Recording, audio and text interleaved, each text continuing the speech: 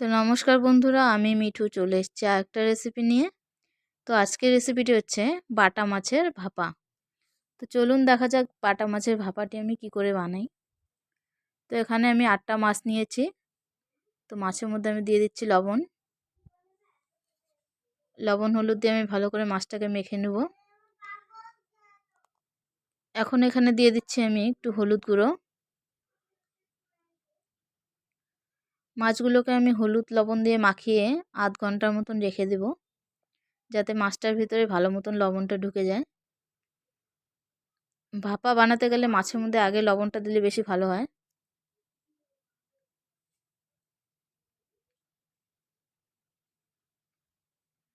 তো এখানে আমি ভালো মতন মাছগুলোকে লবণ হলুদ দিয়ে মেখে নিলাম। এখন আমি আধ ঘন্টার জন্য রেখে দেব।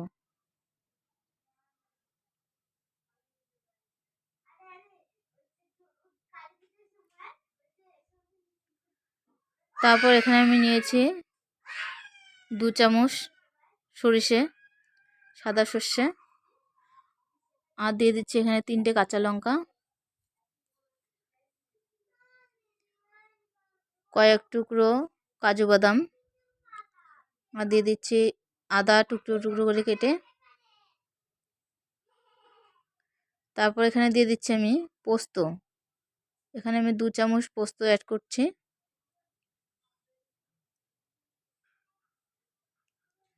তারপর দিয়ে দিচ্ছি আমি এখানে একটু জিরের গুঁড়ো,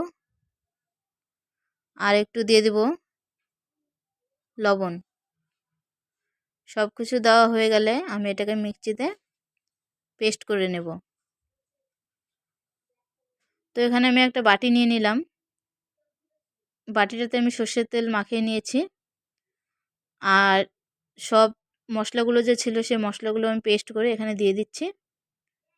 তো দেওয়ার পরে দেখেন মশলাগুলো এই যে, এখন আমি এতে যে মাছগুলো রেখেছিলাম সেই মাছগুলো দিয়ে দেব। সব মাছগুলো আমি মশলা দিয়ে ভালো মতন মেখে নেব। বন্ধুরা, এইভাবে বাটা মাছের ভাপা বানাবেন, দেখবেন খেতে ভীষণই স্বাদ লাগে। তো এখন আমি এখানে দিয়ে দিচ্ছি 4-5টা কাঁচা লঙ্কা। তারপর দিয়ে দেব একটু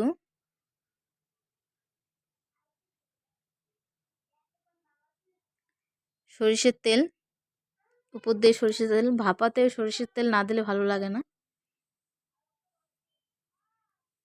2 চামচ সরিষার তেল দিয়ে দিলাম এখানে।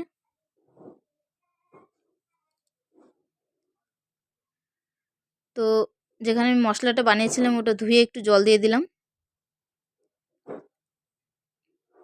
জলটা দেওয়ার পরে আমি একটু ভালো মতন মশলাটাকে মিলিয়ে নিচ্ছি।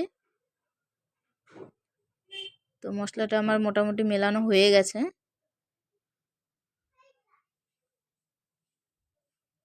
আর একটু জল দিয়ে দিলাম।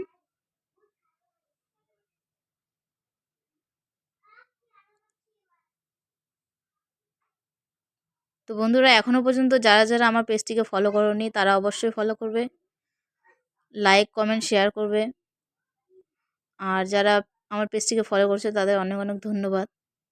তো আমি এখানে মশলাটা মাখার পরে আরেকটু লবণ হলুদ দিয়ে দিলাম। লবণ হলুদটা দেওয়ার পরে আমি একটু মিশিয়ে নিয়ে এটাকে ঢাকনা দিয়ে চেপে দেব। ঢাকনাটা দিয়ে আমি এখন বন্ধ করে দিলাম। তো বন্ধ করে দেওয়ার পরে আমি একটা সসপ্যান বসিয়ে নিয়েছি উনানে। তো সসপ্যানটার মধ্যে একটা আমি স্ট্যান্ড দিয়ে দেব।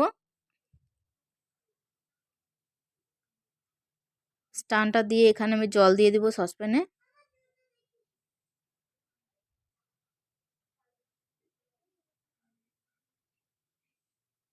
তারপর আমি এখানে বাটিটা বসিয়ে দেবো। যে টিফিন বাটিটাতে আমি মাছটা রেখেছিলাম সেটা আমি দিয়ে দেবো এখানে বসে।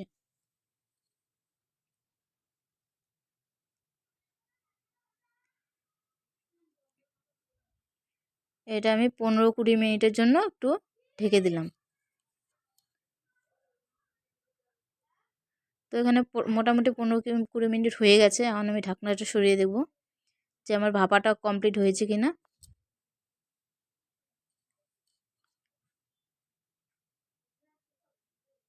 তো বন্ধুরা, আমার ভাপা কমপ্লিট। এই দেখেন তো সবাই ট্রাই করবেন, খেতে কিন্তু ভীষণই ভালো লাগে। সবসময় একরকম তো রান্না ভালো লাগে না, তো একটু আলাদা আলাদা করলেও ভালো লাগে। খেয়ে দেখবেন, ভীষণ ভালো লাগে।